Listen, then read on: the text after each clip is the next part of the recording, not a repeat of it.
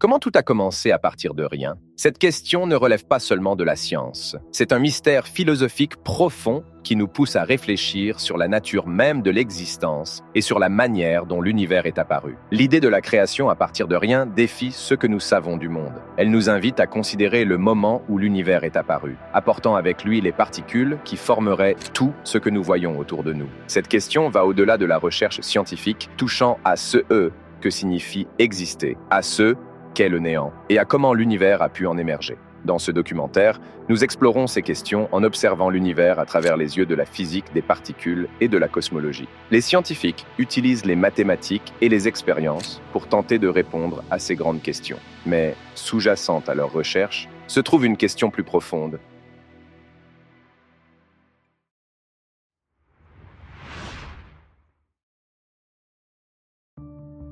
Que signifie le fait que quelque chose provienne du néant? Comment les lois de la physique peuvent-elles expliquer l'apparition de l'univers à partir d'un état où il n'y avait ni espace, ni temps, ni matière? Astérisque, astérisque. La physique des particules, astérisque, astérisque. La physique des particules est une branche de la science qui plonge dans le monde de l'infiniment petit, explorant les particules fondamentales qui composent l'univers et les forces avec lesquelles elles interagissent. Contrairement aux objets familiers de notre vie quotidienne, régis par la physique classique, le domaine subatomique obéit aux règles de la mécanique quantique, révélant un monde fascinant et intuitivement contradictoire. Au cœur de la physique des particules se trouve la quête de comprendre de quoi est fait l'univers et comment il fonctionne à son niveau le plus fondamental. Les scientifiques de ce domaine étudient des particules telles que les quarks, les électrons et les neutrinos, qui sont les blocs de construction des atomes, qui, à leur tour, constituent la matière. Ces particules sont incroyablement petites, à tel point que leurs propriétés et comportements défient notre compréhension conventionnelle de l'espace et du temps.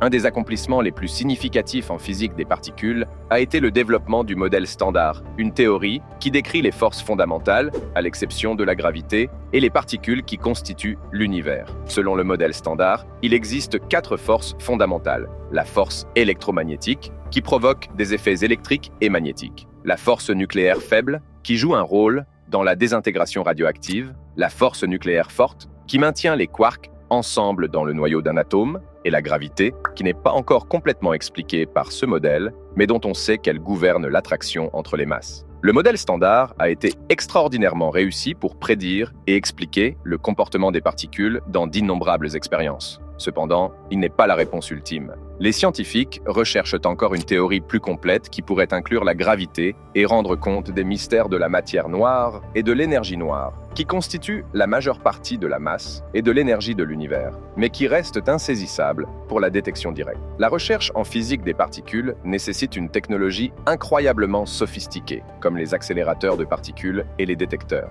Ces machines accélèrent les particules à une vitesse proche de celle de la lumière, puis les font entrer en collision, permettant aux chercheurs d'observer les interactions résultantes et les particules produites. Le Grand Collisionneur de Hadron, LHC, situé près de Genève, en Suisse, est l'un des accélérateurs de particules les plus puissants au monde. C'est ici qu'a été découvert, en 2012, le boson de Higgs, une particule prédite par le modèle standard qui donne leur masse aux autres particules. Cette découverte a été un pas monumental, comblant un vide crucial dans notre compréhension de la physique des particules. Malgré sa complexité, le domaine de la physique des particules est motivé par une question simple et profonde. De quoi est fait l'univers? La quête d'une réponse a conduit à des découvertes et à des technologies révolutionnaires, y compris le World Wide Web, qui a été initialement développé au CERN, l'Organisation européenne pour la recherche nucléaire, pour faciliter l'échange d'informations entre les scientifiques. À mesure que nous approfondissons les mystères de l'univers, l'intersection intrigante entre la cosmologie et la physique des particules devient de plus en plus évidente, tissant une tapisserie complexe qui englobe l'immensité de l'espace et les détails des particules subatomiques. Astérisque, astérisque. La cosmologie et la physique des particules, astérisque, astérisque. La cosmologie,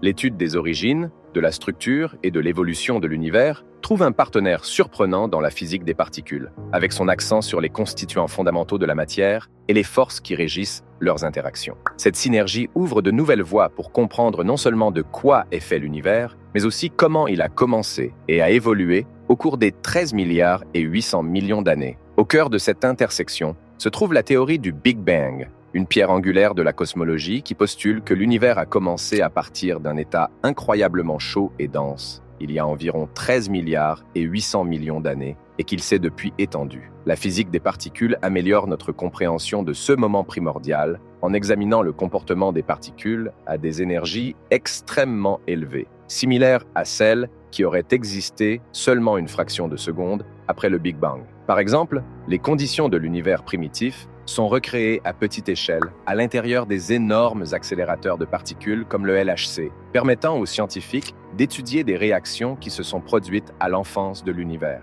L'un des aspects les plus fascinants de cette intersection est l'exploration de la matière noire et de l'énergie noire, des composants mystérieux qui, ensemble, représentent environ 95% de la masse et de l'énergie totale de l'univers. Alors qu'on pense que la matière noire est constituée de particules qui n'absorbent, ne reflètent ni n'émettent de lumière, les rendant invisibles et détectables uniquement par leurs effets gravitationnels, on pense que l'énergie noire est responsable de l'expansion accélérée de l'univers. Les physiciens des particules sont à la recherche de particules qui pourraient constituer la matière noire, utilisant à la fois des détecteurs souterrains et des observatoires spatiaux pour rechercher des signes de ces particules insaisissables, tandis que les cosmologistes intègrent ces découvertes dans leur modèle de la structure et de la dynamique générale de l'univers. De plus, l'étude du rayonnement de fond cosmique à micro-ondes, un vestige du Big Bang, offre un exemple convaincant de la façon dont la cosmologie et la physique des particules se croisent. Ce rayonnement fournit un instantané de l'univers alors qu'il n'avait que 380 000 ans, avant que les étoiles et les galaxies ne se forment. En analysant ces légères variations de température, les scientifiques obtiennent des informations sur la distribution de la matière et la nature des premières conditions de l'univers, informant les théories à la fois en cosmologie et en physique des particules sur les forces fondamentales et les particules en jeu lors de la formation de l'univers. Cette approche interdisciplinaire ne fait pas qu'étendre notre compréhension de l'univers. Elle remet également en question et affine les théories dans les deux domaines. Par exemple, les divergences dans les mesures de la constante de Hubble, qui décrit le taux d'expansion de l'univers, suggèrent qu'une nouvelle physique pourrait être en jeu, non expliquée par le modèle standard de la physique des particules ou le modèle cosmologique lambda CDM. De telles anomalies poussent à la recherche d'une théorie plus unifiée qui pourrait concilier les lois qui gouvernent le cosmos à grande échelle avec celles qui régissent les particules les plus petites. En nous basant sur l'exploration de la manière dont la cosmologie croise la physique des particules, il est essentiel d'approfondir les forces fondamentales de la nature, qui sont l'épine dorsale à la fois du cosmos en général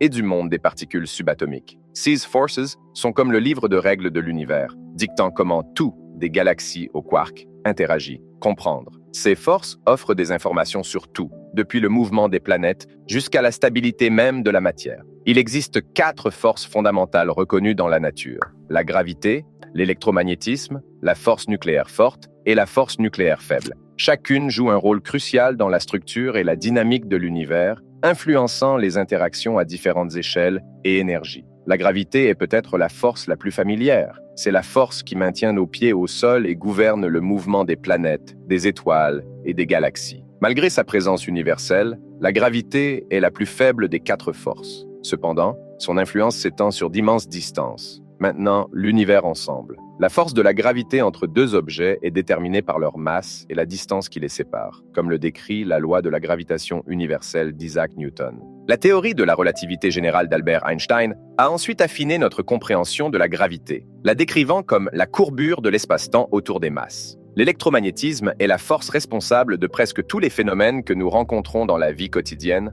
au-delà de l'échelle nucléaire. Elle agit entre des particules chargées, comme les protons et les électrons, et est la force derrière l'électricité, le magnétisme et la lumière. L'électromagnétisme est bien plus puissant que la gravité au niveau des particules et est essentiel à la structure des atomes, aux liaisons chimiques entre les atomes et à la transmission des signaux dans nos corps. La force nucléaire forte, également connue sous le nom d'interaction forte, est la plus forte des 4 forces, mais agit à une échelle très courte. Elle maintient ensemble les protons et les neutrons dans le noyau d'un atome. Sans la force forte, les atomes n'existeraient pas sous leur forme actuelle, car elle surpasse la répulsion électromagnétique entre les protons chargés positivement dans le noyau. Cette force est également responsable de maintenir ensemble les quarks pour former des protons et des neutrons, les composants des noyaux atomiques. La force nucléaire faible, ou interaction faible, est responsable de la désintégration radioactive et de certains types de réactions nucléaires, comme celle qui alimente le Soleil. Elle agit à une échelle encore plus courte que la force forte et est fondamentale dans les processus qui transforment un type de particule subatomique en un autre, comme la transformation d'un neutron en un proton,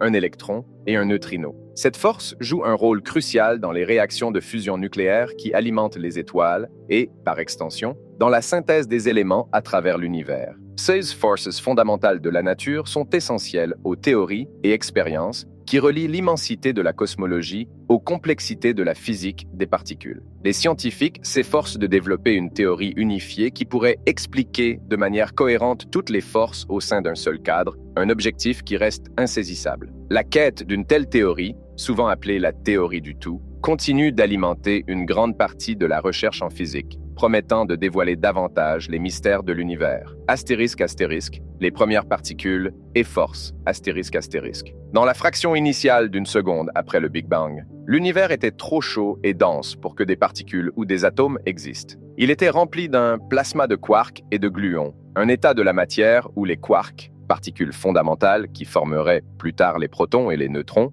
n'étaient pas confinés dans des noyaux atomiques, mais étaient libres dans une soupe de gluons, des particules qui médient la force forte qui maintient ensemble les quarks. À mesure que l'univers s'étendait et refroidissait, il atteignait une température où les quarks pouvaient s'unir pour former des protons et des neutrons, les blocs de construction des noyaux atomiques. Cette époque, connue sous le nom d'époque des hadrons, s'est produite dans le premier microseconde à une seconde après le Big Bang. La formation de protons et de neutrons a marqué un moment crucial dans l'univers primitif, préparant le terrain pour la création de formes plus complexes de matière. Après l'époque des hadrons, l'univers a continué de se refroidir, ce qui a conduit à l'époque des leptons, qui a duré d'environ une seconde à quelques minutes après le Big Bang. Pendant cette période, les leptons, comme les électrons, étaient à la forme dominante de matière. L'univers était encore trop chaud pour que les protons et les neutrons se combinent avec ces s-électrons pour former des noyaux. L'événement le plus critique lié à la formation des particules est survenu après, la nucléosynthèse, un processus qui s'est déroulé dans les premières minutes suivant le Big Bang. Pendant cette période,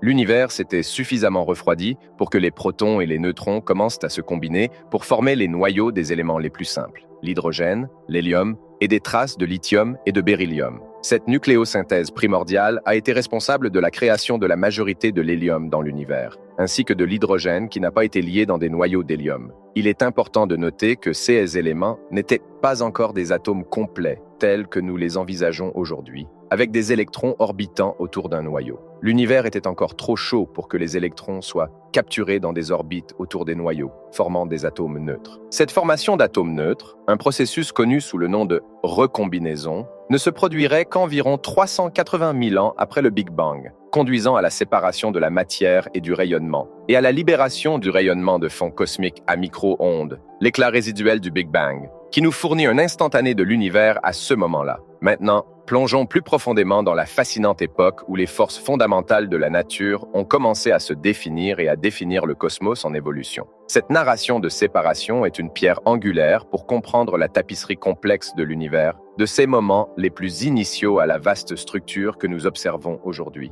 Initialement, dans les premiers instants de l'univers, toutes les forces étaient unifiées en une seule force, témoignant des conditions extrêmes de température et de densité qui prévalaient dans le cosmos. À mesure que l'univers s'étendait et refroidissait, cette unité primordiale se fracturait en une série d'événements de rupture de symétrie, conduisant aux forces distinctes que nous reconnaissons aujourd'hui: la gravité, l'électromagnétisme, la force nucléaire forte et la force nucléaire faible. La première à se séparer fut la gravité, émergeant comme une force distincte à mesure que l'univers se refroidissait depuis son état inimaginablement chaud et dense. On postule que cette séparation s'est produite seulement une fraction de seconde après le Big Bang, marquant le premier pas de l'univers vers les interactions de forces complexes qui le gouvernent maintenant. La séparation de la gravité a préparé le terrain pour la structure à grande échelle du cosmos, guidant la formation des galaxies, des étoiles et des planètes, façonnant la structure même de l'univers. Après la séparation de la gravité, la grande force unifiée qui encapsulait les forces électromagnétiques, fortes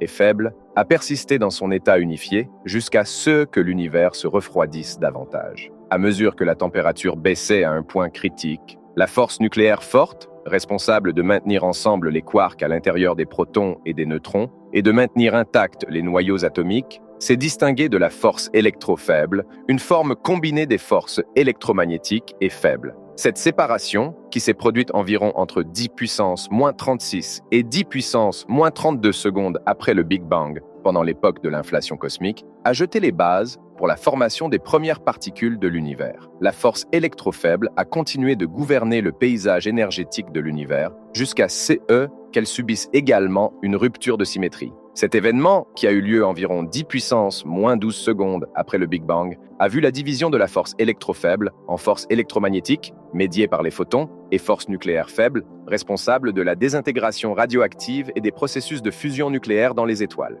Cette délimitation a finalisé la liste des forces fondamentales, préparant le terrain pour que l'univers se refroidisse davantage, permettant la formation de particules plus complexes et, finalement, d'atomes. La séparation des forces fondamentales pendant l'enfance de l'univers a été une série d'événements cruciaux qui ont permis la diversité de la matière et des structures observées dans le cosmos aujourd'hui. Passant des moments cruciaux où les forces fondamentales de la nature ont commencé leur séparation graduelle, nous approfondissons l'importance de l'époque électrofaible, une période décisive dans l'évolution de l'univers. Cette époque représente une phase critique peu après le Big Bang, durant laquelle les forces électromagnétiques et nucléaires faibles, deux des quatre forces fondamentales, étaient unifiées comme une seule force connue sous le nom de force électrofaible. L'époque électrofaible s'est produite environ entre 10 puissance moins 12 secondes et 10 puissance moins 6 secondes après le Big Bang, un moment où l'univers se refroidissait depuis son état initialement chaud et dense, mais encore incroyablement énergétique et dynamique. L'importance de l'époque électrofaible réside dans son rôle dans la formation de l'univers primitif et dans la préparation du terrain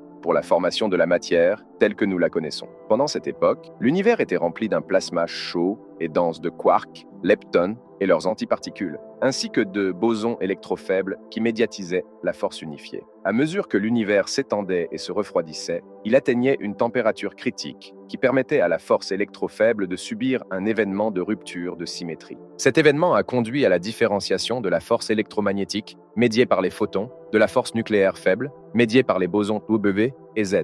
Cette séparation a été une étape fondamentale dans la maturation de l'univers, permettant une diversité d'interactions qui finirait par conduire à la formation d'atomes et, par conséquent, à la structure du cosmos. L'époque électrofaible a des implications profondes pour notre compréhension de la physique des particules et du modèle standard. Le mécanisme de Higgs, prédit par la présence du champ de Higgs, a joué un rôle crucial pendant cette époque. L'interaction des particules avec le champ de Higgs leur a conféré une masse, un processus central dans l'événement de rupture de symétrie qui a distingué les forces électromagnétiques et nucléaires faibles. La découverte du boson de Higgs en 2012, une particule associée au champ de Higgs, a fourni une pièce clé de preuve qui soutient le cadre théorique décrivant la force électrofaible et son importance. Les quarks, les composants fondamentaux de la matière, sont soumis à la force nucléaire forte, l'une des quatre forces fondamentales qui est devenue distincte dans les premières phases de l'évolution de l'univers. Cette force, également connue sous le nom d'interaction forte, est incroyablement puissante, mais son influence s'étend uniquement sur une courte distance.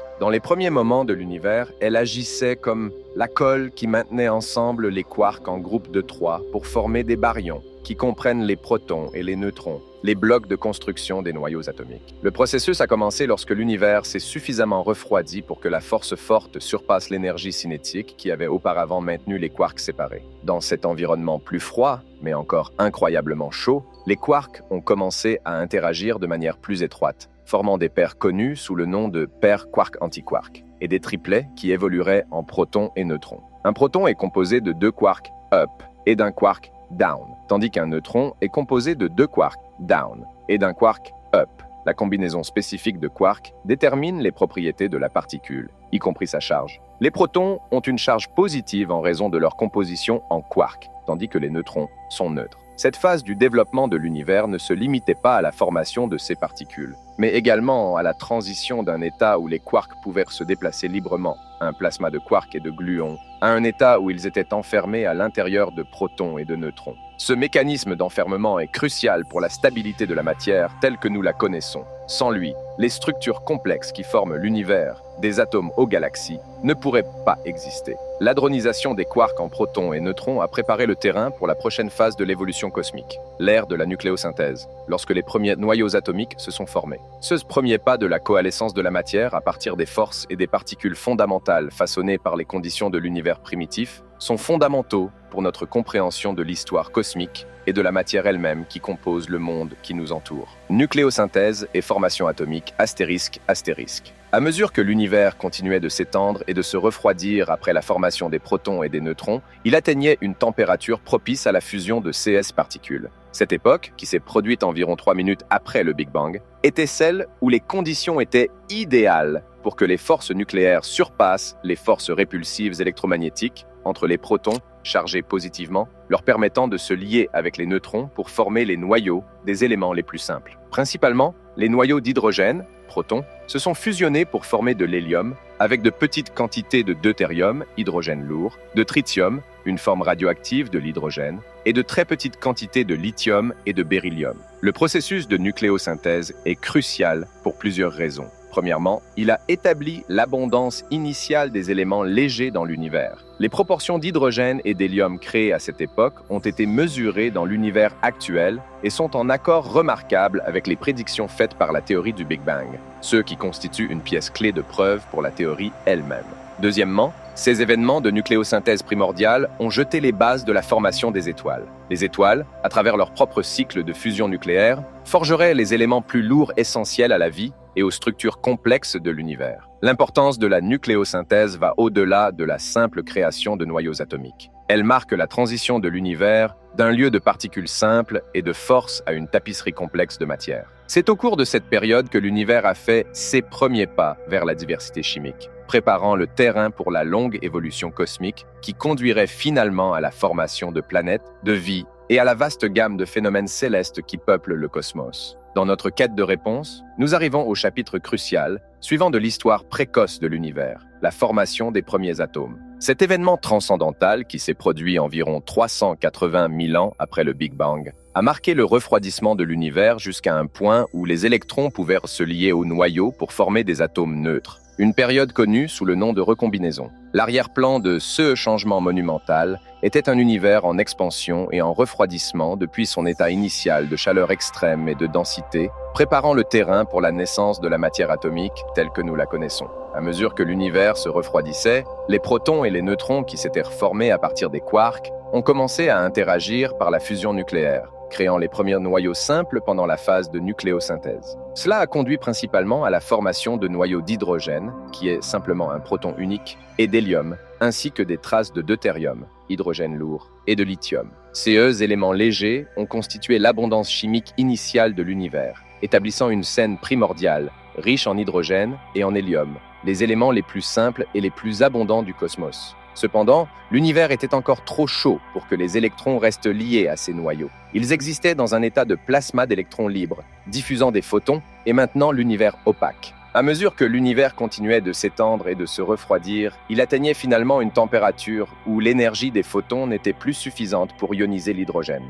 À ce moment-là, les électrons ont commencé à se combiner avec les noyaux d'hydrogène et d'hélium pour former les premiers atomes stables. Ce processus de recombinaison a considérablement réduit la diffusion des photons, permettant à l'univers de devenir transparent pour la première fois. Les photons libérés à ce moment-là forment le rayonnement de fond cosmique à micro-ondes, un rayonnement relique qui fournit un instantané de l'univers au moment de la recombinaison. La formation des premiers atomes a été un tournant dans la narration cosmique, ouvrant la voie à la transition de l'univers d'un état chaud et dense à un état plus froid et structuré, capable de soutenir des structures complexes telles que les étoiles et les galaxies. Cela a marqué la fin de l'ère sombre de l'univers, une période avant que les premières étoiles ne s'allument, et a préparé le terrain pour l'effondrement gravitationnel de la matière dans les premières étoiles et galaxies. Ces étoiles enrichiraient davantage le cosmos avec des éléments plus lourds à travers la nucléosynthèse stellaire, ensemencant l'univers avec les ingrédients nécessaires à la formation des planètes et de la vie. La nucléosynthèse, le processus par lequel les abondances naturelles des éléments chimiques à l'intérieur des étoiles se forment, a joué un rôle crucial dans la création de la diversité des éléments que nous observons dans l'univers aujourd'hui. Après la formation des premiers atomes, l'univers était principalement composé d'hydrogène et d'hélium, les éléments les plus simples et les plus abondants. Cependant, Le monde complexe et varié qui nous entoure, de l'air que nous respirons aux matériaux qui forment la Terre et même les composants de nos propres corps, nécessite une gamme beaucoup plus large d'éléments. La nucléosynthèse a fourni les processus nécessaires pour forger ces éléments, agissant comme le four cosmique qui a transformé la simplicité primordiale de l'univers primitif en une riche tapisserie de diversité chimique. Le processus de nucléosynthèse s'est déroulé en plusieurs étapes et environnements, à commencer par le Big Bang lui-même. La nucléosynthèse du Big Bang, qui s'est produite dans les premières minutes de l'univers, a produit les éléments les plus légers, y compris l'hydrogène, l'hélium et des traces de lithium et de beryllium. Cependant, ce processus ne pouvait pas expliquer la création d'éléments plus lourds qui sont essentiels à la vie et à la structure du cosmos. La phase suivante de la nucléosynthèse s'est déroulée à l'intérieur des étoiles. Les étoiles sont les usines de l'univers pour la production d'éléments, transformant les éléments plus légers en éléments plus lourds par fusion nucléaire dans leur noyau. Dans le cycle de vie d'une étoile, les noyaux d'hydrogène se fusionnent pour former de l'hélium dans un processus connu sous le nom de combustion de l'hydrogène. À mesure que les étoiles vieillissent et que leur noyau chauffe, elles peuvent fusionner de l'hélium en carbone. Et dans les étoiles plus massives, le processus se poursuit, formant des éléments jusqu'au fer à travers des étapes successives de combustion nucléaire, telles que la combustion du carbone, la combustion du néon, la combustion de l'oxygène et la combustion du silicium. Cependant, la création d'éléments plus lourds que le fer nécessite un ensemble différent de processus, car ces éléments ne peuvent pas se former par fusion dans les noyaux stellaires dans des circonstances normales en raison de leurs exigences énergétiques. Au lieu de cela, des processus tels que le processus R, capture rapide de neutrons, et le processus S, capture lente de neutrons, entrent en jeu, principalement pendant les explosions de supernovas et dans les couches externes des étoiles géantes de la branche asymptotique, AGB. Les supernovas, les explosions cataclysmiques qui marquent la mort des étoiles massives, fournissent les conditions nécessaires pour le processus R, où un flux dense de neutrons est absorbé par les noyaux atomiques, conduisant à la création de nombreux éléments plus lourds dans le tableau périodique. Le processus S se déroule dans les environnements plus calmes des étoiles AGB, où les neutrons sont capturés plus lentement, permettant la création d'éléments comme le baryum et le plomb. Les divers éléments forgés par la nucléosynthèse se dispersent dans toute la galaxie par les vents stellaires et les explosions de supernovas, ensemencant les nuages interstellaires avec les matériaux nécessaires à la prochaine génération d'étoiles, de planètes et, finalement, de la vie. Ce cycle de naissance stellaire, de nucléosynthèse et de mort, suivi par la refonte de nouveaux systèmes stellaires, a enrichi l'univers avec une chimie complexe au cours de milliards d'années. Accélérateurs de particules et physique expérimentale. Les accélérateurs de particules sont des machines sophistiquées qui propulsent des particules chargées, telles que des protons ou des électrons, à des vitesses élevées et les font entrer en collision entre elles ou contre des cibles, générant des conditions qui imitent celles qui se sont produites juste après le Big Bang. Ces outils révolutionnaires permettent aux scientifiques d'enquêter sur les propriétés fondamentales de la matière et les forces qui gouvernent les interactions entre les particules. En accélérant des particules à une vitesse proche de celle de la lumière, puis en les faisant entrer en collision, les accélérateurs de particules permettent aux chercheurs de décomposer les composants atomiques en leurs parties constituantes, révélant des particules et des phénomènes qui ne sont pas observables dans des conditions normales. Le fonctionnement d'un accélérateur de particules implique l'utilisation de champs électriques pour accélérer les particules et de champs magnétiques pour les diriger et les concentrer le long d'un chemin spécifique qui peut être circulaire, comme dans les synchrotrons et les anneaux de stockage, ou linéaire, comme dans les accélérateurs linéaires, LINAC. Lorsque ces particules à haute énergie entrent en collision, elles produisent une variété de nouvelles particules, permettant aux scientifiques d'étudier les règles de la physique des particules dans des environnements de densités énergétiques extrêmes, similaires à celles qui existaient juste après le Big Bang. Il existe plusieurs types d'accélérateurs de particules, chacun avec des objectifs différents dans le domaine de la recherche et au-delà. Par exemple, le Grand Collisionneur de Hadron, LHC, au CERN, près de Genève, en Suisse, est le plus grand et le plus puissant accélérateur de particules au monde, conçu pour enquêter plus en profondeur sur les mystères de l'univers, tels que les propriétés du boson de Higgs, la matière noire et d'autres questions fondamentales sur la nature de la réalité. Au-delà de leurs applications scientifiques fondamentales, les accélérateurs de particules ont des usages pratiques dans divers domaines, y compris la médecine, où ils sont utilisés pour le traitement du cancer par la radiothérapie et dans la production d'isotopes pour les diagnostics médicaux, dans l'industrie pour le traitement des matériaux et la création de semi-conducteurs, et dans l'art et l'archéologie pour analyser les peintures et les artefacts sans les endommager.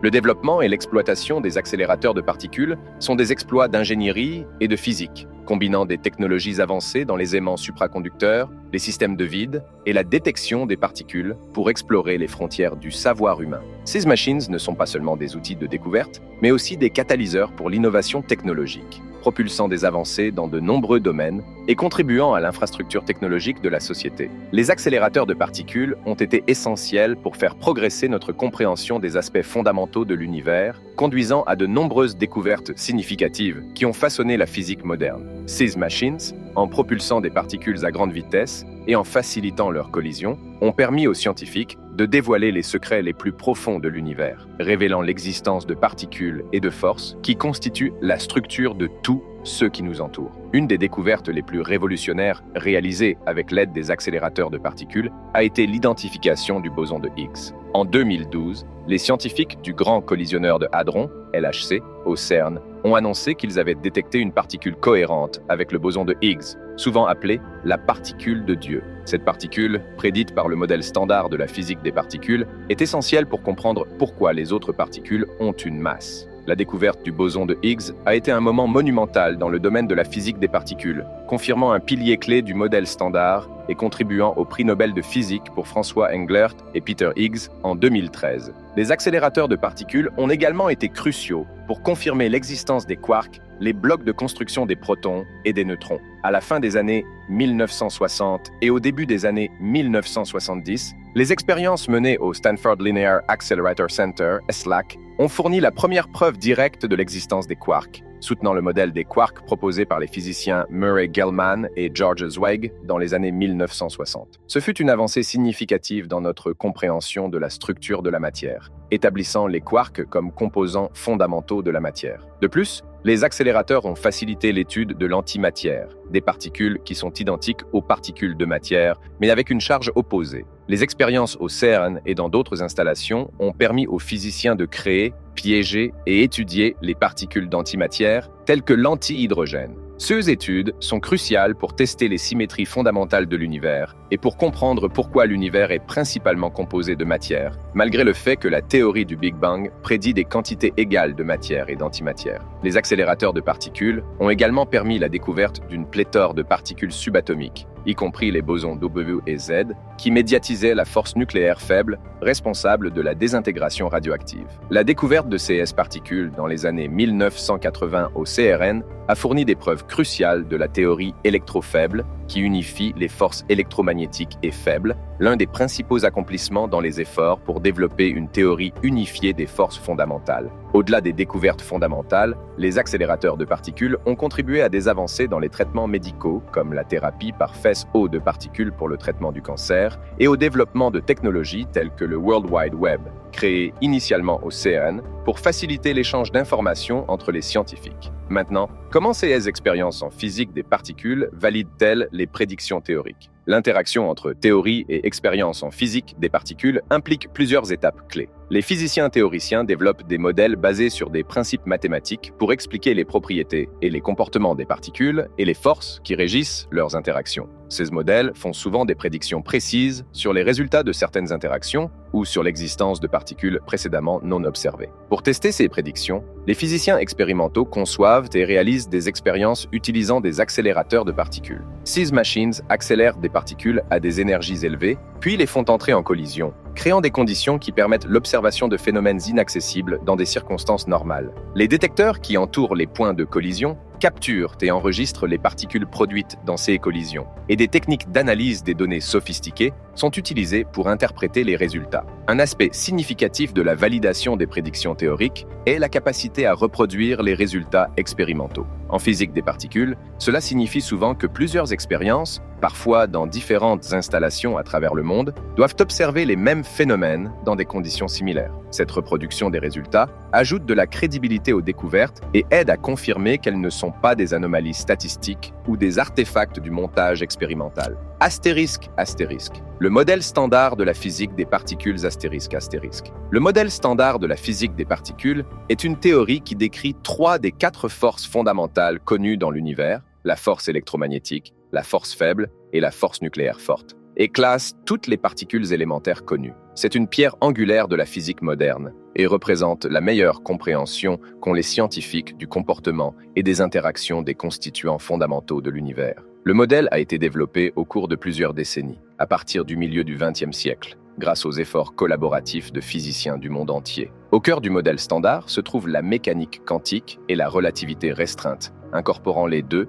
dans un cadre unifié, connu sous le nom de théorie quantique des champs. Le modèle catégorise les particules élémentaires en deux groupes principaux, les fermions et les bosons. Les fermions sont les blocs de construction de la matière, divisés en quarks et leptons, y compris des particules telles que les électrons et les quarks, qui forment les protons et les neutrons. Les bosons sont des particules porteuses de force qui médiatisent les forces fondamentales. Par exemple, les photons transportent la force électromagnétique, tandis que les gluons sont responsables de la force forte. Un triomphe significatif du modèle standard a été la prédiction et la découverte ultérieure du boson de Higgs, une particule qui confère de la masse aux autres particules par le mécanisme de Higgs. Cette découverte au Grand Collisionneur de Hadron en 2012 a comblé un vide crucial dans le modèle et a été saluée comme l'un des plus grands accomplissements de la physique, confirmant l'existence du champ de Higgs et de sa particule associée. Malgré ces succès, le modèle standard n'est pas complet. Il n'incorpore pas la quatrième force fondamentale, la gravité décrite par la relativité générale, ni ne rend compte de la matière noire et de l'énergie noire qui semblent constituer la majeure partie du contenu en masse-énergie de l'univers. De plus, l'incapacité du modèle à incorporer la force gravitationnelle ou à prédire les masses des particules élémentaires suggère qu'il fait partie d'une théorie plus complète encore à découvrir. Bien que le modèle standard de la physique des particules soit un cadre théorique remarquablement réussi, il présente également des limites, marquant des domaines où notre compréhension actuelle de l'univers est incomplète. Ces limites ne soulignent pas seulement les frontières de l'applicabilité du modèle, mais indiquent également une nouvelle physique au-delà de ceux que nous connaissons actuellement, guidant les chercheurs dans leur quête pour découvrir une théorie plus complète des forces et des particules fondamentales. L'une des limites les plus significatives du modèle standard est son incapacité à incorporer la gravité. La gravité, décrite par la théorie de la relativité générale d'Einstein, est une force fondamentale qui gouverne la structure et la dynamique du cosmos à grande échelle, des orbites des planètes à l'évolution des galaxies et de l'univers lui-même. Cependant, le modèle standard repose sur le cadre de la théorie quantique des champs, qui n'inclut pas naturellement la gravité. Cette disparité entre les théories du très grand,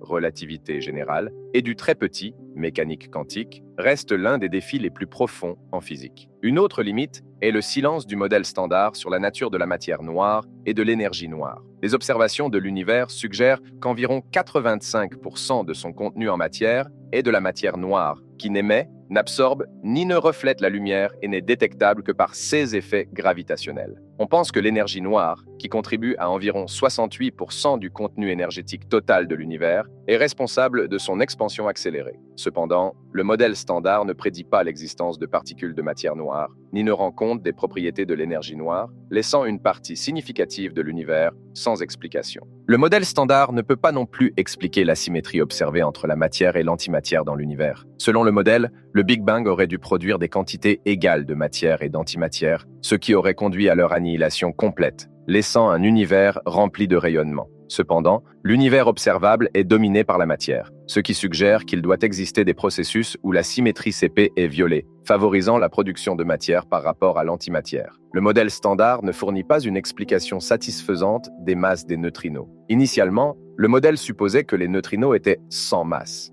mais les expériences ont démontré qu'ils ont une petite masse. Cette découverte a nécessité des révisions du modèle, mais a également ouvert de nouvelles questions sur l'origine de la masse des neutrinos et leur rôle dans l'univers. Le modèle standard est un ensemble de particules et de forces sans principe unificateur qui pourrait expliquer pourquoi ce jeu particulier de particules et de forces existe. La recherche d'une théorie du tout qui unifie toutes les forces fondamentales, y compris la gravité, et offre une compréhension plus fondamentale des particules elles-mêmes, reste un objectif important de la physique théorique. Au-delà du modèle standard ***, la matière noire et l'énergie noire sont deux des plus grands mystères de la cosmologie moderne, représentant des composants de l'univers qui sont invisibles et indétectables par des moyens traditionnels, mais dont la présence est déduite à partir de leurs effets gravitationnels et de l'impact sur l'expansion de l'univers. Ensemble, ils composent environ 95% du contenu total en masse-énergie de l'univers, avec la matière noire représentant environ 27% et l'énergie noire environ 68%,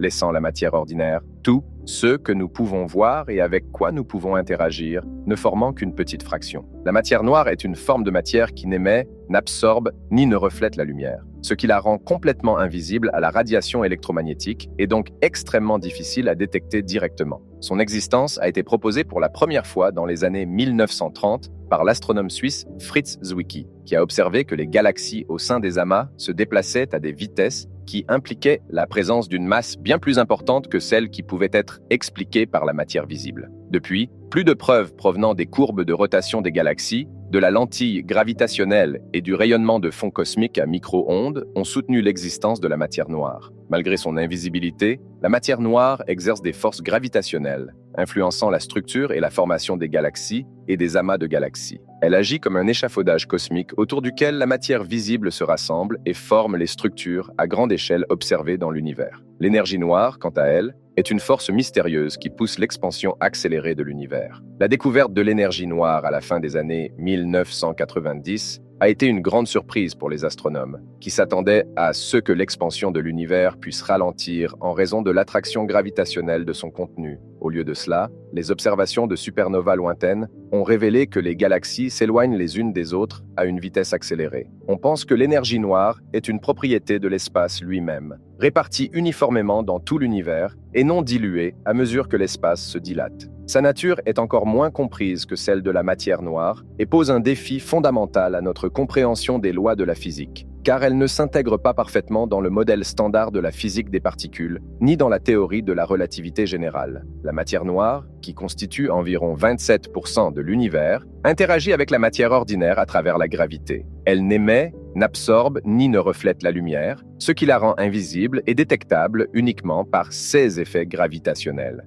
La présence de la matière noire est déduite de son attraction gravitationnelle sur les galaxies et les amas de galaxies, influençant leur taux de rotation et de distribution. Cette matière invisible agit comme un échafaudage cosmique, fournissant le cadre gravitationnel nécessaire pour que les galaxies se forment et se regroupent. Pendant l'univers primitif, l'attraction gravitationnelle de la matière noire a aidé à amplifier les petites irrégularités laissées par les fluctuations quantiques, conduisant à la formation de structures à grande échelle, telles que les galaxies et les amas de galaxies. Ces structures ont créé les puits de potentiel dans lesquels la matière ordinaire pouvait s'accumuler et se refroidir, conduisant à la formation d'étoiles et à la synthèse ultérieure d'éléments plus lourds à travers la nucléosynthèse dans les étoiles. L'énergie noire, quant à elle, représente environ 68% de l'univers et est considérée responsable de son expansion accélérée. Contrairement à la matière noire, l'énergie noire ne se regroupe pas, mais est uniformément répartie dans tout l'espace, exerçant une force répulsive qui contrecarre la gravité.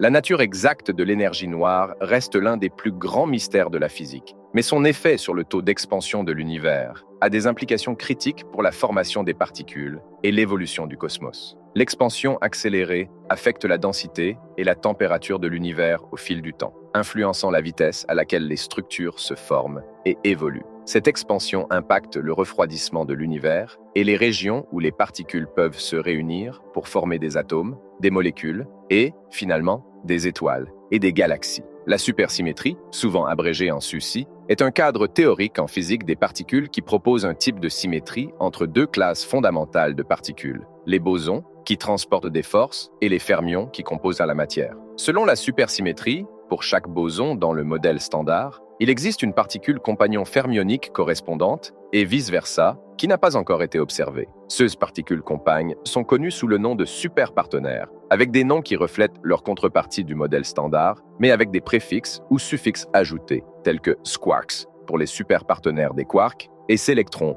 pour les superpartenaires des électrons. L'attrait de la supersymétrie réside dans son potentiel à résoudre plusieurs problèmes non résolus au sein du modèle standard de la physique des particules et de la cosmologie. L'un des défis les plus significatifs qu'elle cherche à résoudre est le problème de la hiérarchie, qui se réfère à la grande différence de force entre la force gravitationnelle et les autres forces fondamentales. La supersymétrie suggère que de nouvelles symétries dans les lois de la physique peuvent stabiliser la masse du boson de Higgs contre les corrections quantiques qui, autrement, la rendrait beaucoup plus lourde, offrant ainsi une explication naturelle de l'échelle faible et de la stabilité de la masse du boson de Higgs. De plus, La supersymétrie est une candidate principale pour expliquer la matière noire, une substance mystérieuse qui constitue environ 27% de l'univers, mais qui n'émet, n'absorbe ni ne reflète la lumière. Les particules supersymétriques, en particulier la particule supersymétrique la plus légère, LSP, sont stables, électriquement neutres et n'interagissent que faiblement, ce qui en fait d'excellentes candidates pour la matière noire. Si ces particules existent, elles pourraient expliquer les effets gravitationnels attribués à la matière noire dans les galaxies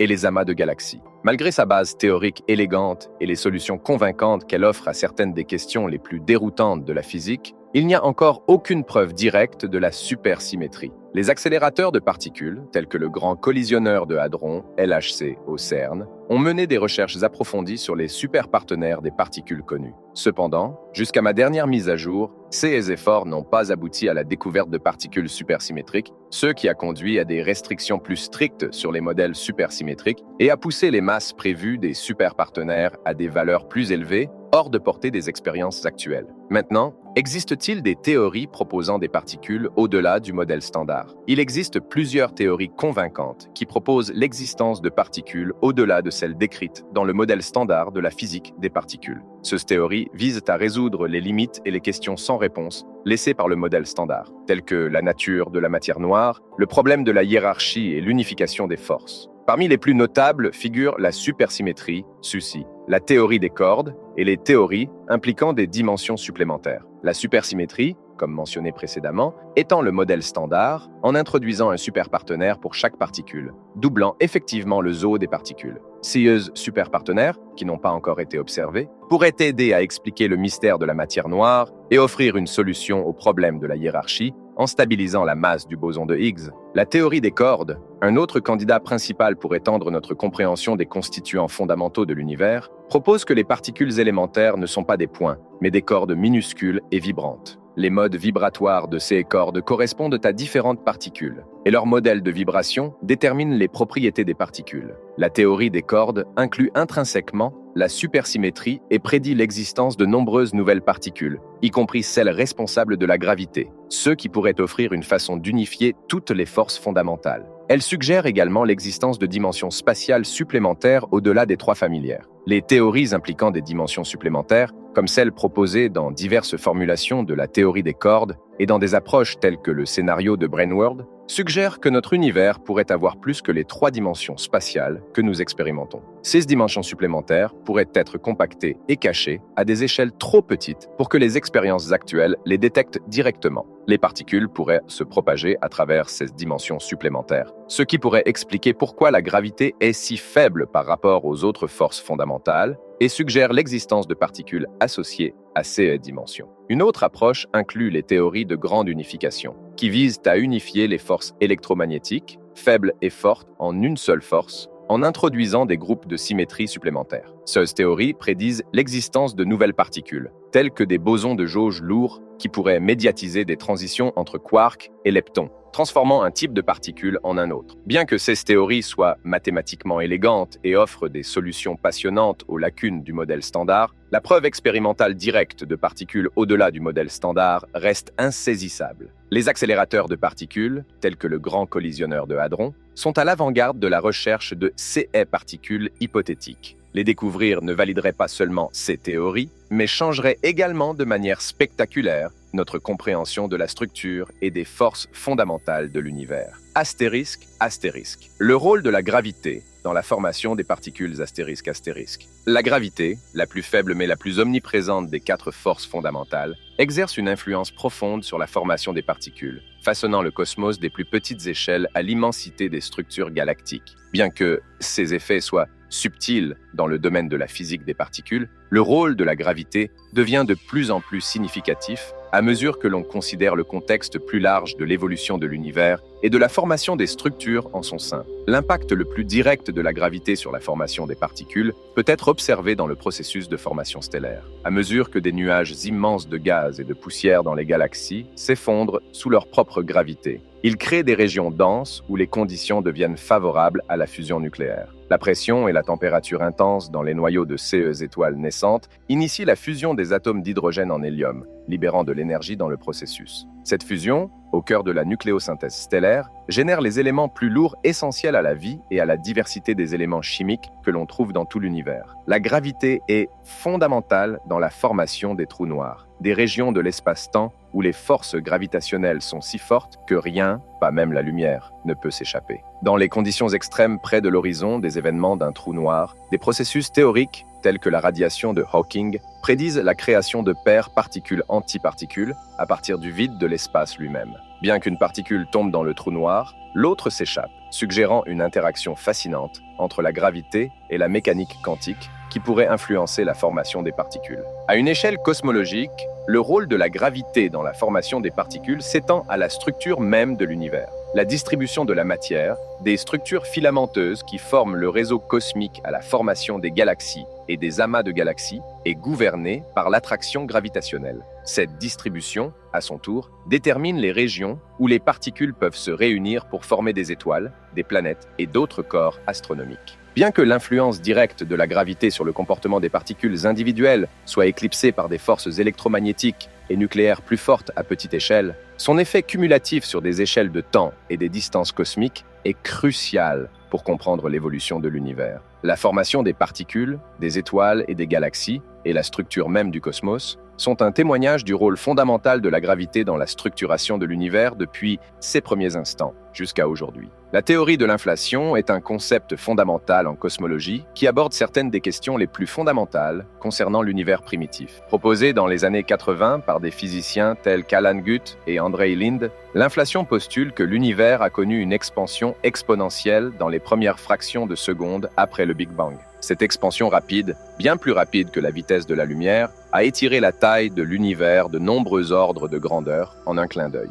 L'inflation a été introduite pour résoudre plusieurs problèmes inhérents à la théorie du Big Bang telle qu'elle existait à l'époque. L'un de ces problèmes était le problème de l'horizon, qui remet en question la façon dont des parties de l'univers qui sont maintenant largement séparées pourraient avoir été à la même température alors que la lumière n'a pas eu suffisamment de temps pour voyager entre elles depuis le début de l'univers. L'inflation explique cela en proposant que ces régions étaient autrefois proches avant d'être séparées par l'expansion rapide, leur permettant d'atteindre l'équilibre thermique avant d'être étirées au-delà de l'horizon de connexion causale. Un autre problème abordé par l'inflation est le problème de la platitude. Les observations suggèrent que l'univers est remarquablement plat, ce qui signifie qu'il correspond à la géométrie décrite par la géométrie euclidienne à grande échelle, ce qui nécessite un ajustement fin des conditions initiales si l'univers s'était étendu à un rythme constant depuis le Big Bang. L'inflation résout cela en diluant toute courbure dans la structure de l'univers primitif, conduisant à un univers qui apparaît plat à grande échelle, comme on l'observe. L'inflation fournit également une explication à l'origine de la structure à grande échelle de l'univers. La théorie prédit que de petites fluctuations quantiques dans l'univers primitif ont été étirées à des échelles astronomiques par l'expansion inflationniste. Ces fluctuations ont ensuite servi de graines pour la croissance de la structure dans l'univers, comme les galaxies et les amas de galaxies, grâce à l'attraction gravitationnelle. La théorie de l'inflation est soutenue par des observations du rayonnement de fond cosmique à micro-ondes, le faible éclat résiduel du Big Bang, qui montre des motifs de légères variations de température conformes aux prédictions de l'inflation. Ces observations ont solidifié le rôle de l'inflation comme un pilier de notre compréhension des premiers instants de l'univers, bien qu'il s'agisse d'une théorie qui repousse les limites de la physique actuelle. Bien que la théorie de l'inflation ait considérablement amélioré notre compréhension des premiers moments du cosmos, elle soulève également de nouvelles questions, telles que CE, qui a déclenché le début de l'inflation, et ceux qui l'a arrêté. Plusieurs modèles d'inflation ont été proposés, certains incorporant des idées de la théorie quantique des champs et de la théorie des cordes, dans le but de fournir une image plus complète de ces dynamiques. Maintenant, comment l'inflation explique-t-elle l'uniformité du rayonnement de fond cosmique à micro-ondes? La théorie inflationniste offre une explication convaincante à l'uniformité observée dans le rayonnement de fond cosmique à micro-ondes, CMB, le faible éclat de rayonnement qui imprègne l'univers depuis le Big Bang. Le CMB présente une température presque uniforme dans tout le ciel, avec des variations incroyablement faibles, environ une partie sur 100 000. Cette uniformité, ainsi que l'isotropie, égalité dans toutes les directions, de l'univers à grande échelle, posait un grand mystère pour les cosmologistes avant l'arrivée de la théorie inflationniste. Étant donné l'immensité de l'univers et la vitesse finie de la lumière, les régions aux côtés opposés de l'univers observable n'ont pas eu suffisamment de temps depuis le Big Bang pour échanger de la chaleur ou de la lumière et atteindre un équilibre thermique. Ce dilemme, connu sous le nom de problème de l'horizon, a soulevé des questions sur la façon dont le CMB pouvait être si remarquablement uniforme. L'inflation aborde cette difficulté en proposant une période d'expansion exponentielle peu après le Big Bang.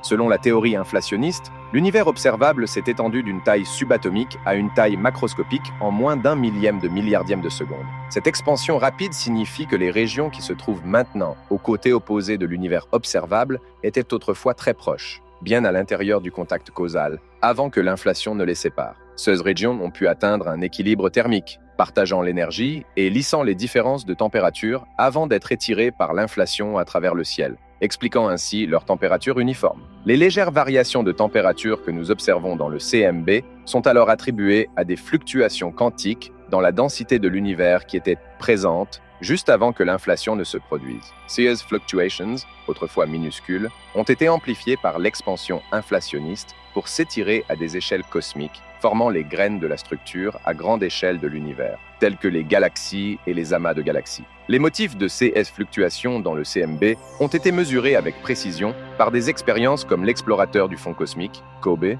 la sonde anisotrope de micro-ondes Wilkinson, WMAP, et le satellite Planck, fournissant un soutien solide au modèle inflationniste. Antimatière et symétrie. L'antimatière est un concept fondamental en physique, reflétant les propriétés de la matière, mais avec des charges opposées. Pour chaque type de particule qui constitue la matière, il existe une antiparticule correspondante qui forme l'antimatière. Ces antiparticules possèdent la même masse que leurs homologues de matière, mais ont une charge électrique opposée et d'autres nombres quantiques contraires. Les exemples les plus familiers incluent le positron, l'antiparticule de l'électron, qui porte une charge positive, et l'antiproton, qui a la même masse qu'un proton, mais une charge négative.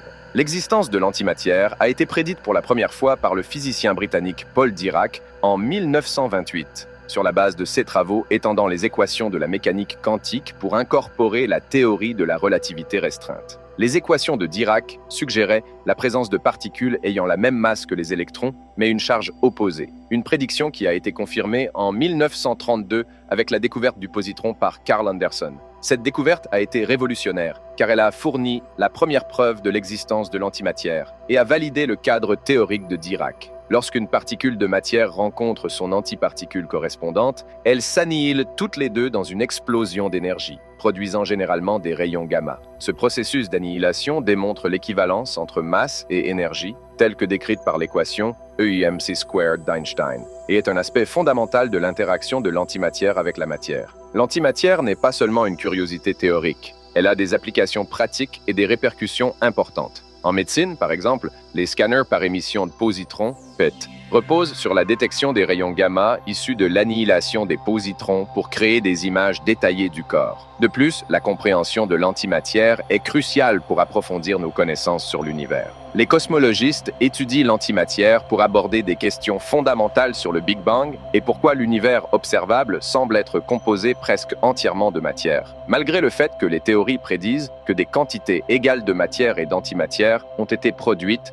dans les premiers moments de l'univers. La recherche sur l'antimatière repousse également les limites de la physique des particules, défiant les scientifiques de créer, de piéger et d'étudier les antiparticules dans des conditions de laboratoire. Les expériences avec des atomes d'antihydrogène, par exemple, visent à comparer les propriétés de l'hydrogène et de l'antihydrogène pour tester les symétries fondamentales de la nature. Ces études pourraient révéler une nouvelle physique au-delà du modèle standard, offrant des perspectives sur les forces et les particules qui façonnent notre univers. Maintenant, parlons un peu de la violation de CP et de son rapport avec l'asymétrie matière-antimatière. La violation de CP se réfère à un phénomène fondamental en physique des particules où l'opération combinée de la conjugaison de charge C et de l'inversion de parité P n'est pas conservée. En termes plus simples, cela signifie que certains processus impliquant la transformation de particules en leurs antiparticules correspondantes ne se produisent pas de la même manière lorsque les charges et les orientations spatiales sont inversées. La violation de CP est significative dans le contexte de la compréhension de l'asymétrie matière-antimatière dans l'univers.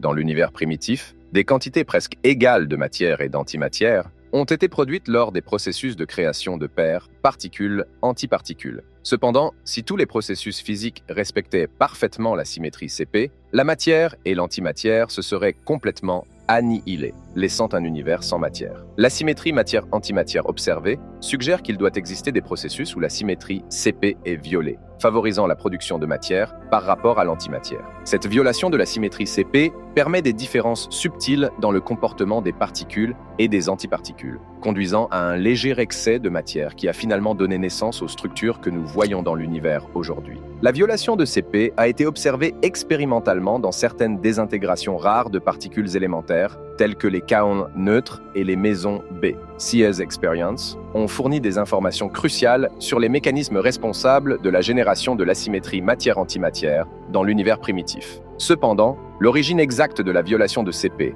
et son lien avec l'asymétrie matière-antimatière observée restent un domaine actif de recherche en physique des particules. Astérisque, astérisque, question philosophique et conceptuelle. Astérisque, astérisque. Pouvons-nous vraiment comprendre l'origine de l'univers? Cette question a captivé les scientifiques, les philosophes et les théologiens pendant des siècles. Alors que nous plongeons dans les profondeurs de la cosmologie et de la physique des particules, nous découvrons des aperçus du drame cosmique qui s'est déroulé il y a des milliards d'années. Pourtant, malgré nos meilleurs efforts, un voile de mystère enveloppe encore la genèse ultime du cosmos. Des théories comme le Big Bang fournissent un cadre pour comprendre l'évolution de l'univers depuis ses premiers instants. Mais lorsque nous regardons en arrière jusqu'au tout premier instant de la création, nous nous retrouvons dans un royaume où les lois de la physique s'effondrent et notre compréhension conventionnelle échoue. C'est un royaume de température, de densité et d'énergies extrêmes, où la structure même de l'espace-temps subit des transformations profondes. Dans notre quête pour comprendre l'origine de l'univers, nous affrontons les limites de la cognition humaine et les frontières de la recherche scientifique. Pourrons-nous un jour percer les mystères de l'existence avec nos esprits finis et nos méthodes empiriques? Ou bien y a-t-il des domaines de la connaissance qui échappent à jamais à la compréhension humaine? Certains soutiennent que la quête de compréhension est un aspect inhérent de la condition humaine, qui nous pousse à explorer, à questionner et à rechercher des réponses aux mystères les plus profonds de l'existence. D'autres affirment qu'il existe des limites à ceux que nous pouvons connaître et que certains aspects de la réalité peuvent toujours échapper à notre compréhension. Comment le concept de rien s'inscrit-il dans la physique moderne? C'est une question qui défie notre compréhension fondamentale de la réalité. Dans le domaine de la physique moderne, rien n'est pas simplement l'absence de matière ou d'énergie. Au contraire, c'est un paysage complexe et dynamique régi par les lois de la mécanique quantique. En physique quantique, le vide de l'espace est loin d'être vide. Il est rempli de particules virtuelles qui surgissent et disparaissent spontanément, empruntant de l'énergie au vide pendant de brefs moments avant de s'annihiler les unes les autres. Ce phénomène, connu sous le nom de fluctuation du vide, suggère que même en l'absence de particules, la structure de l'espace-temps est pleine d'activité. De plus, le concept de rien est intimement lié au mystère de l'origine de l'univers. La théorie du Big Bang postule que l'univers est né d'une singularité, un point de densité et de température infinie. Mais qu'est-ce qui a précédé le Big Bang?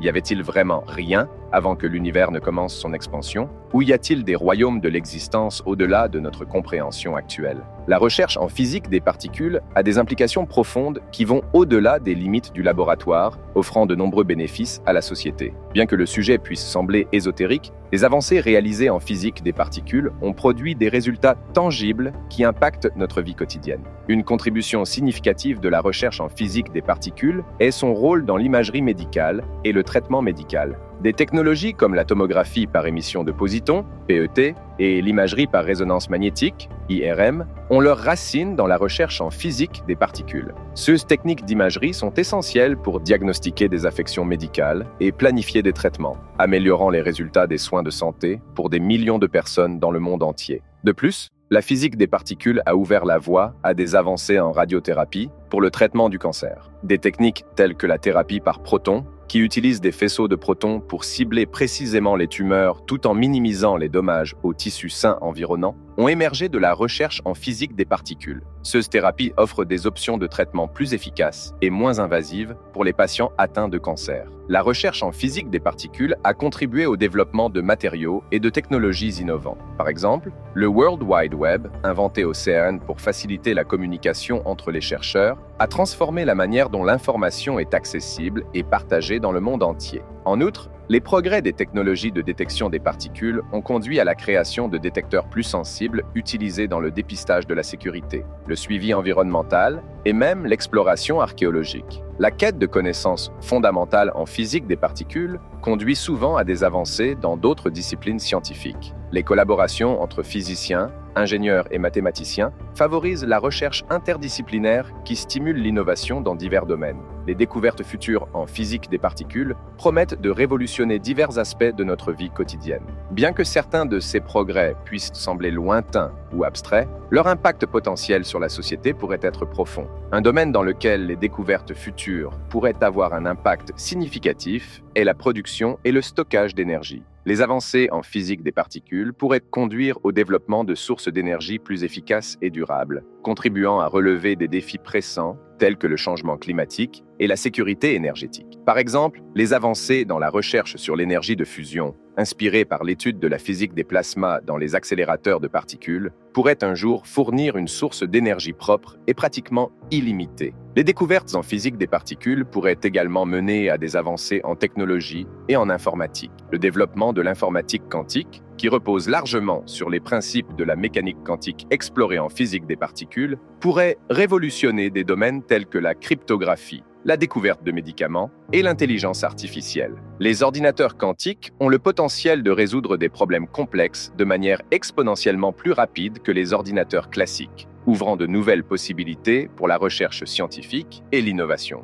La recherche en physique des particules, bien qu'elle offre un immense potentiel pour le progrès scientifique, soulève également plusieurs considérations éthiques qui méritent un examen attentif. L'une de ces considérations est l'allocation des ressources. Les expériences de physique des particules nécessitent souvent des investissements financiers substantiels et l'accès à des technologies sophistiquées. Les critiques soutiennent que ces ressources pourraient être mieux allouées pour aborder des problèmes sociaux urgents tels que la pauvreté, les soins de santé et l'éducation. Cependant, les défenseurs soutiennent qu'investir dans la recherche fondamentale peut conduire à des avancées technologiques imprévues et à des bénéfices sociaux à long terme. Une autre préoccupation éthique concerne la sécurité des expériences de physique des particules, en particulier celles impliquant des accélérateurs de particules à haute énergie. Bien que la probabilité que des événements catastrophiques se produisent à la suite de ces expériences soit extrêmement faible, certains s'inquiètent des risques potentiels, tels que la création de micro-trous noirs ou la libération de radiations dangereuses. La recherche en physique des particules a des implications profondes qui vont au-delà des limites du laboratoire, offrant de nombreux bénéfices à la société. Bien que le sujet puisse sembler ésotérique, les avancées réalisées en physique des particules ont produit des résultats tangibles qui impactent notre vie quotidienne. Une contribution significative de la recherche en physique des particules est son rôle dans l'imagerie médicale et le traitement médical. Des technologies comme la tomographie par émission de positons, PET, et l'imagerie par résonance magnétique, IRM, ont leurs racines dans la recherche en physique des particules. Ces techniques d'imagerie sont essentielles pour diagnostiquer des affections médicales et planifier des traitements, améliorant les résultats des soins de santé pour des millions de personnes dans le monde entier. De plus, la physique des particules a ouvert la voie à des avancées en radiothérapie pour le traitement du cancer. Des techniques telles que la thérapie par protons, qui utilise des faisceaux de protons pour cibler précisément les tumeurs tout en minimisant les dommages aux tissus sains environnants, ont émergé de la recherche en physique des particules. Ces thérapies offrent des options de traitement plus efficaces et moins invasives pour les patients atteints de cancer. La recherche en physique des particules a contribué au développement de matériaux et de technologies innovants. Par exemple, le World Wide Web, inventé au CERN pour faciliter la communication entre les chercheurs, a transformé la manière dont l'information est accessible et partagée dans le monde entier. En outre, les progrès des technologies de détection des particules ont conduit à la création de détecteurs plus sensibles utilisés dans le dépistage de la sécurité, le suivi environnemental et même l'exploration archéologique. La quête de connaissances fondamentales en physique des particules conduit souvent à des avancées dans d'autres disciplines scientifiques. Les collaborations entre physiciens, ingénieurs et mathématiciens favorisent la recherche interdisciplinaire qui stimule l'innovation dans divers domaines. Les découvertes futures en physique des particules promettent de révolutionner divers aspects de notre vie quotidienne. Bien que certains de ces progrès puissent sembler lointains ou abstraits, leur impact potentiel sur la société pourrait être profond. Un domaine dans lequel les découvertes futures pourraient avoir un impact significatif est la production et le stockage d'énergie. Les avancées en physique des particules pourraient conduire au développement de sources d'énergie plus efficaces et durables,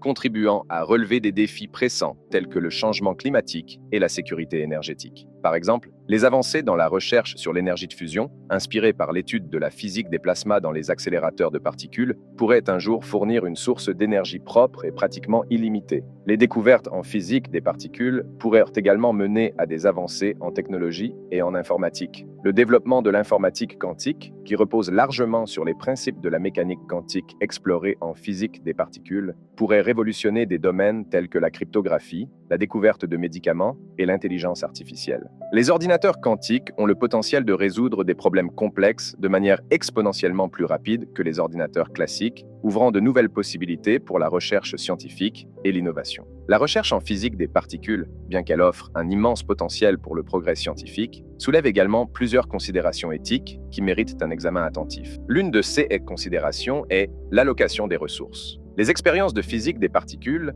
nécessitent souvent des investissements financiers substantiels et l'accès à des technologies sophistiquées. Les critiques soutiennent que ces ressources pourraient être mieux allouées pour aborder des problèmes sociaux urgents tels que la pauvreté, les soins de santé et l'éducation. Cependant, les défenseurs soutiennent qu'investir dans la recherche fondamentale peut conduire à des avancées technologiques imprévues et à des bénéfices sociaux à long terme. Une autre préoccupation éthique concerne la sécurité des expériences de physique des particules, en particulier celles impliquant des accélérateurs de particules à haute énergie. Bien que la probabilité que des événements catastrophiques se produisent à la suite de ces expériences soit extrêmement faible, certains s'inquiètent des risques potentiels, tels que la création de micro-trous noirs ou la libération de radiations dangereuses. Les chercheurs et les organismes de réglementation doivent évaluer et atténuer soigneusement ces risques pour garantir la sécurité des expérimentateurs et du public. Il existe des considérations éthiques autour de la diffusion des connaissances et de l'utilisation potentielle des découvertes scientifiques. La recherche en physique des particules révèle souvent des informations précieuses sur le fonctionnement fondamental de l'univers, qui peuvent avoir des répercussions considérables sur la technologie, la médecine et d'autres domaines. Cependant, il existe un risque que ces connaissances puissent être militarisées ou exploitées à des fins nuisibles. Les scientifiques et les décideurs doivent réfléchir à la manière de trouver un équilibre entre les avantages du progrès scientifique et la nécessité de prévenir les abus et de garantir une gestion responsable des connaissances. Il y a aussi des questions éthiques liées à la collaboration internationale et à la répartition des résultats de la recherche en physique des particules. Les efforts de collaboration entre les scientifiques de différents pays sont essentiels pour faire avancer les connaissances dans ce domaine. Cependant, des questions telles que les droits de propriété intellectuelle, le partage des données et l'accès équitable aux opportunités de recherche peuvent se poser, en particulier dans les cas où les ressources sont limitées ou où il existe des disparités entre les nations. Assurer une collaboration juste et transparente est essentiel pour maintenir les principes d'intégrité scientifique et promouvoir le progrès mondial. Bien que la recherche en physique des particules ait un potentiel immense pour la découverte scientifique et l'innovation technologique, elle présente également des défis éthiques complexes qui doivent être abordés de manière réfléchie